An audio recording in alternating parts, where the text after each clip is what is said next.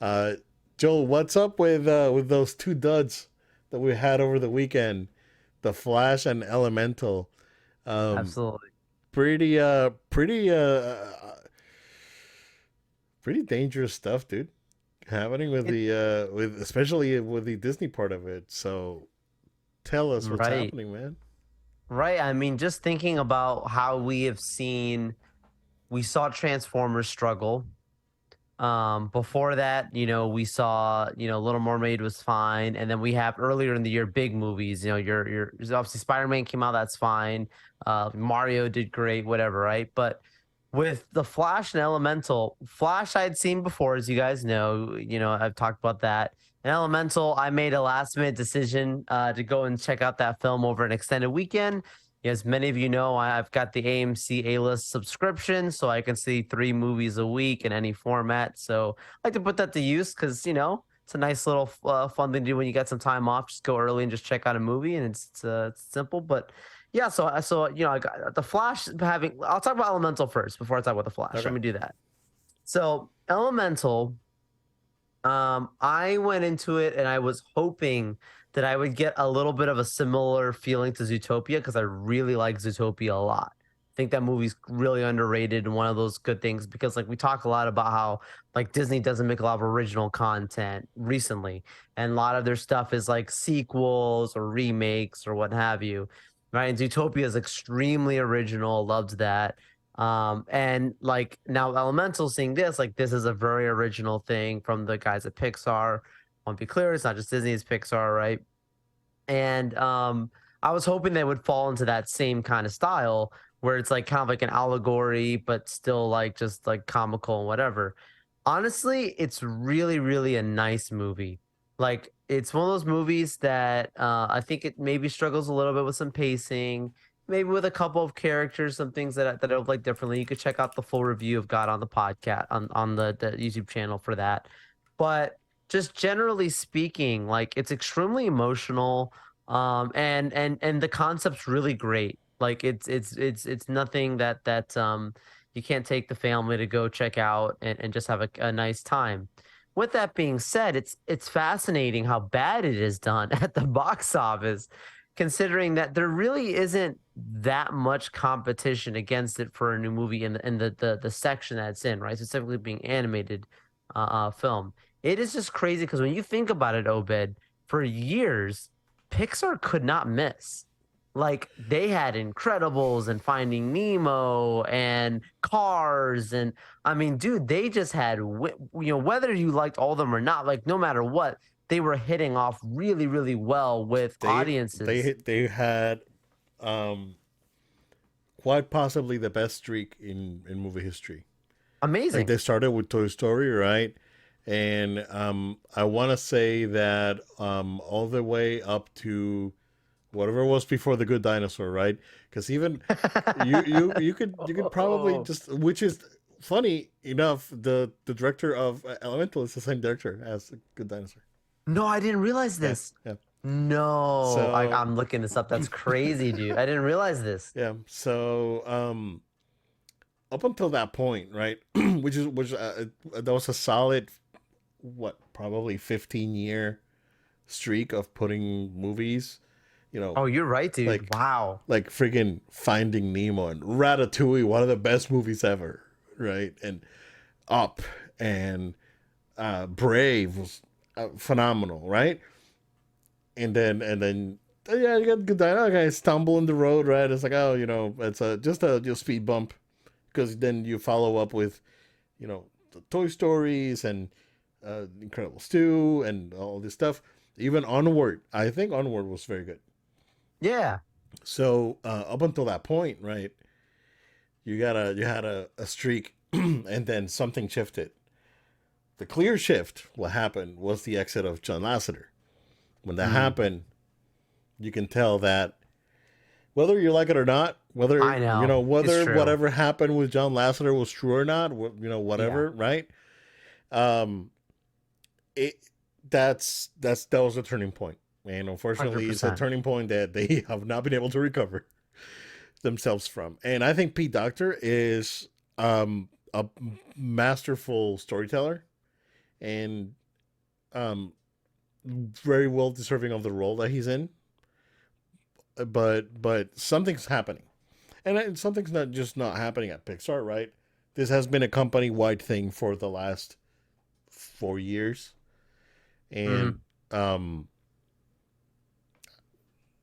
they gotta turn this ship around, dude. These guys are gonna get absorbed. I'm telling you, Apple's gonna come in I and grab think that so. content thing, and they're in it for the content, right? And it's like they probably do a really good job at managing the parks because they're probably just haven't managed, bro. At this point, I would get the management firm that manages Tokyo and have them manage the parks for Disney, like contract them, Yeah.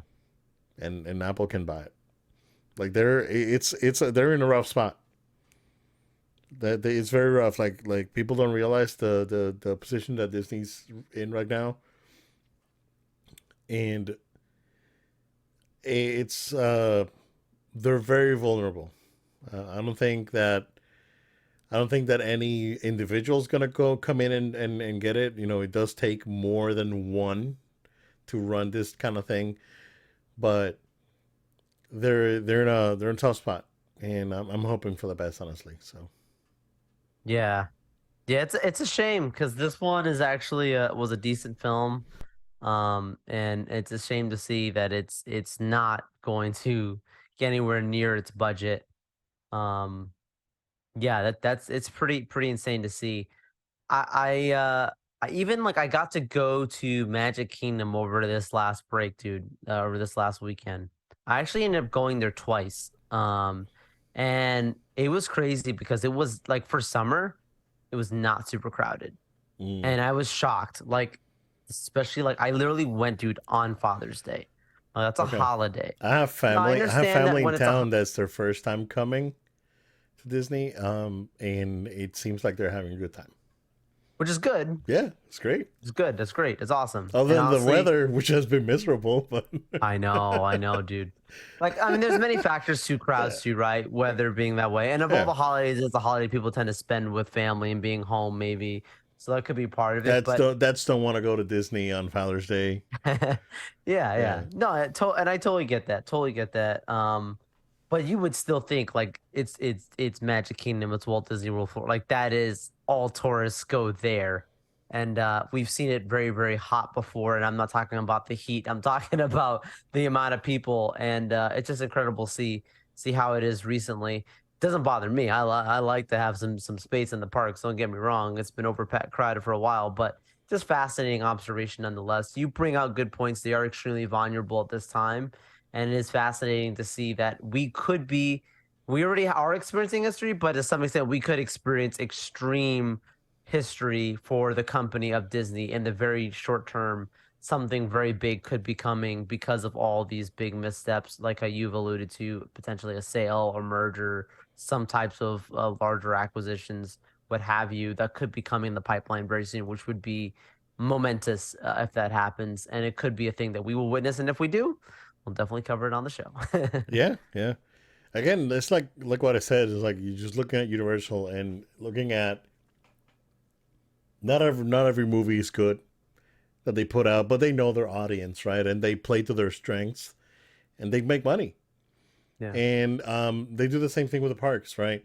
And in hindsight, right, when Comcast tried to buy Disney back in 2004, maybe that wouldn't have been so bad, honestly. Like, you know, but I mean, their Warner acquisition didn't go too good. Comcast didn't buy Warner. Well, That that was was AT&T. AT&T. Sorry. Yep, wrong one. Wrong one. Take that Oh, back. Time, Joe, time stone that Joe's one. snooping it up over here. Wrong one. But yeah, man. Yeah, I mean, it's unfortunate. Like I said, Elemental, it didn't review too great. It was kind of like middle of the line sort of reviews for Elemental. But from what I saw, it looked interesting. It didn't really um move my needle, but it looked fine. It looked interesting. So Yeah, it was one of those few movies they actually did show, I think, at Cannes, and like I'm looking at it right now on Rotten Tomatoes. And it was also when it debuted at first, it was like rotten, and then that thing just jumped really high. It has over 177 verified reviews from critics, since that's 76%.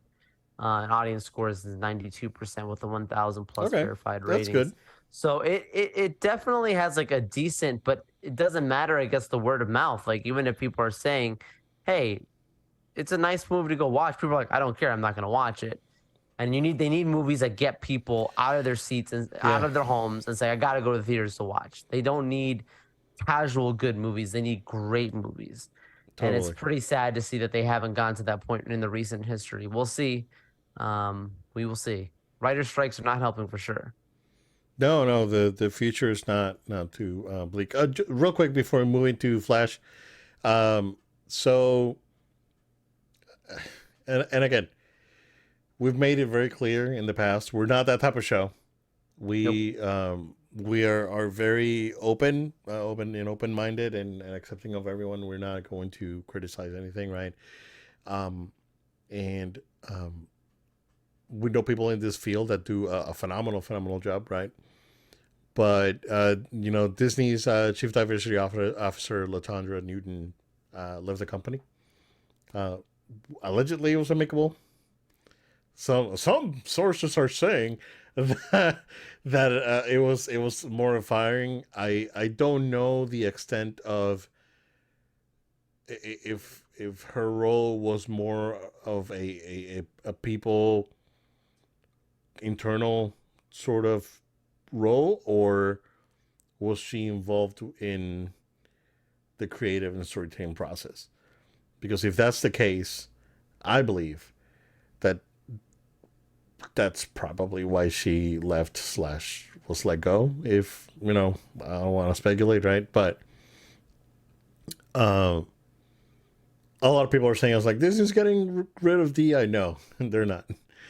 They're not. Like they're pioneers when it comes to diversity and inclusion. They are not moving away from it. So don't think that you've won, crazies. Um, I the mean, if anything, they're probably announce a replacement like very soon. Yeah, yeah, and it's gonna, and that exactly. I think what happens, right, is that when so and we've seen it, like, with some of the Marvel stuff, and we've seen it with, unfortunately we've seen it with Star Wars. Um, if you can't, right, and you cannot keep flipping the narrative and making these creative choices that are going to alienate the people that are going to pay for your product, right? So, in the case of Star Wars, right, um, there's rumors about the Acolyte out there. I'm not going to talk about it because, we're not that kind of show again. But it's, you know, you have to take care of the people that build your product first, and then you can start reaching out to new audiences. And this whole abandonment of, let's Avengers Endgame happened, let's not do anything with any one of these guys, and let's go for the MCU. And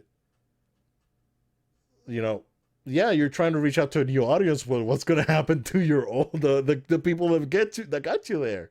You can't forget about them, right? I think that you can, someone with someone with like the business acumen of Bob Iger would probably understand this, right? Where you can have synergy between the both, and that way your brand is going to keep growing. But I don't know who's making the choices. Is it Bob? Is it this? Is it other people that are not creatives making creative choices? And right, and you can have both. You can synergize. You can have your old. You could have had your old school. Let's bring everyone back. Star Wars thing. Have Luke, Han, and Leia and the Falcon again. Right, and you can have your Ray thing. You can do all of it at the same time. You don't have to destroy one to like burn the past, right? Like freaking Kylo Ren. It's like kill the past if you need to. But you don't have to do that, right? Because then the people that got you there are gonna feel betrayed. They're not gonna keep supporting your product, and then you're going to start building a new fan base. So would you rather? So could you imagine PlayStation just abandoning single player storytelling focused games for free to play experiences because they want to reach out to this whole new thing that they have right out there, right? Like the, you know, no, they're not.